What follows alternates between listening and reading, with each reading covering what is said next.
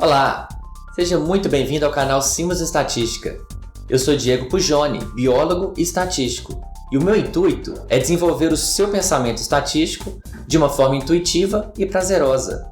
Esta é uma série de vídeos que complementa o Manual de Análise Estatísticas Passo a Passo. O link para o download deste manual você encontra aqui embaixo na descrição do vídeo. Vamos lá?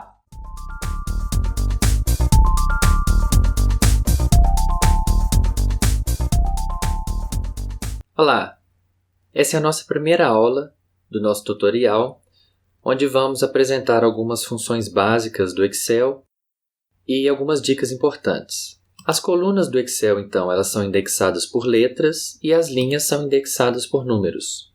O cruzamento de uma coluna com uma linha a gente chama de célula. Nós podemos entrar tanto com letras, ou textos, e números. Nota que o Excel ele alinha os textos e as letras à esquerda e os números à direita. Há possibilidade também de realizarmos alguns cálculos, bastando para isso iniciarmos com o símbolo de igual. E aí você escreve o cálculo que você deseja e aperta Enter. Existem também algumas funções básicas. Por exemplo, igual, eu digito soma, abro parênteses, clico no número que eu quero, seguro e arrasto, fecho parênteses, Enter. Aqui então eu vou denominar de soma e a próxima função que eu vou colocar é a média.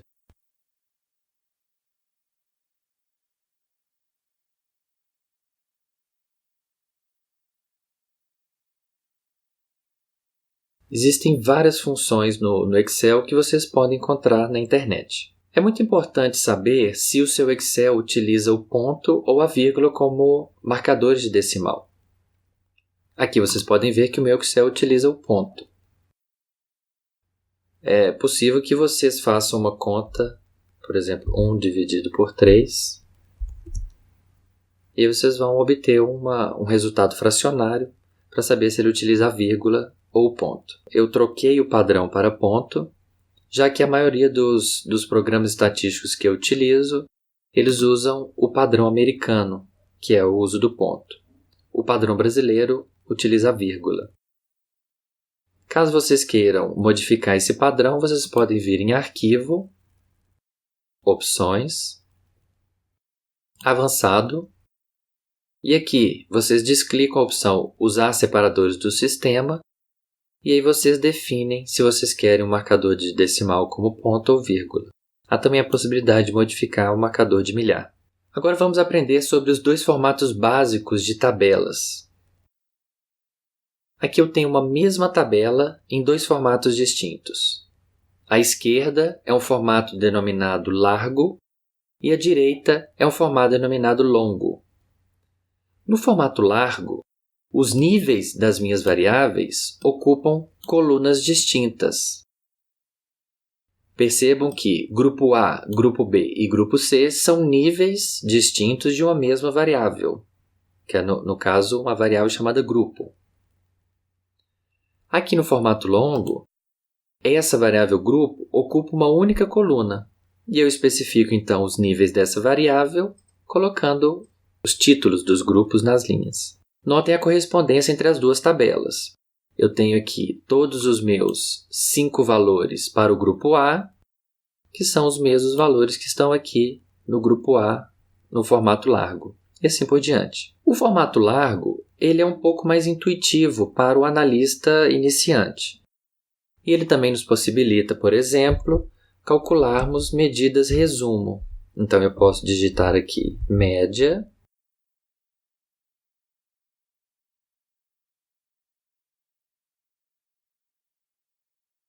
para obter as médias dos meus grupos.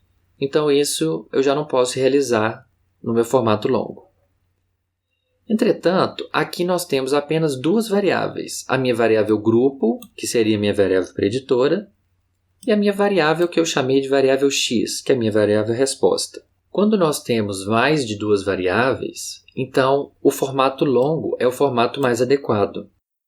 Eu criei aqui na próxima planilha um exemplo, onde nós temos uma variável resposta x e uma variável resposta y, ambas mensuradas nos mesmos 3 níveis da variável grupo. Então, esta tabela no formato longo, o meu grupo, apenas uma coluna do meu grupo, vai especificar os níveis tanto para a minha variável x quanto para a minha variável y.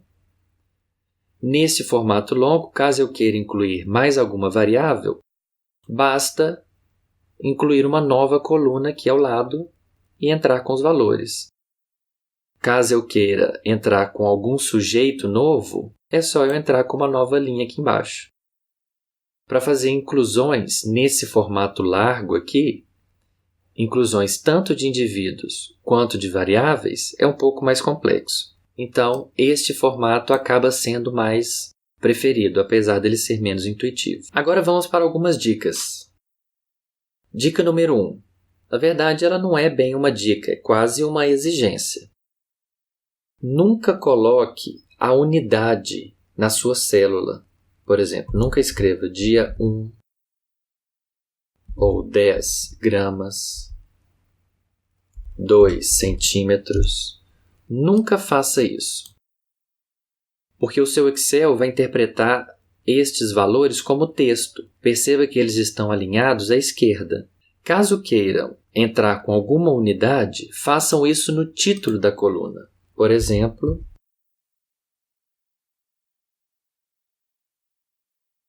largura.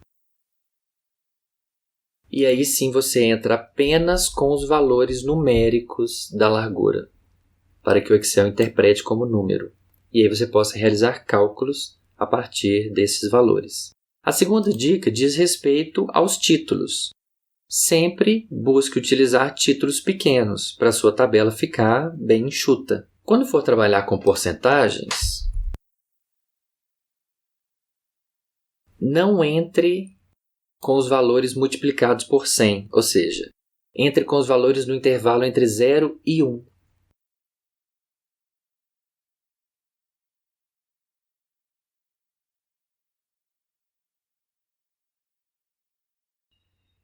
Então, selecione os seus valores e clique no estilo de porcentagem. O Excel vai multiplicar por 100 e incluir o símbolo de porcentagem, mas ele continuará armazenando os valores como fracionários. Caso você tenha algum valor ausente ou um valor perdido, não inclua nenhum valor na sua célula. Deixe a célula em branco. Existem alguns programas estatísticos que utilizam asterisco ou 9999, mas vocês não devem entrar com nenhum desses valores aqui no Excel, muito menos o valor 0. Para tabelas de dados, evite utilizar cores, já que essa vai ser uma tabela para análise de dados e não vai ser uma tabela utilizada para visualização de dados. Então é isso. Na nossa próxima aula, vamos realizar o download do programa estatístico que vamos utilizar aqui. Um abraço e até mais!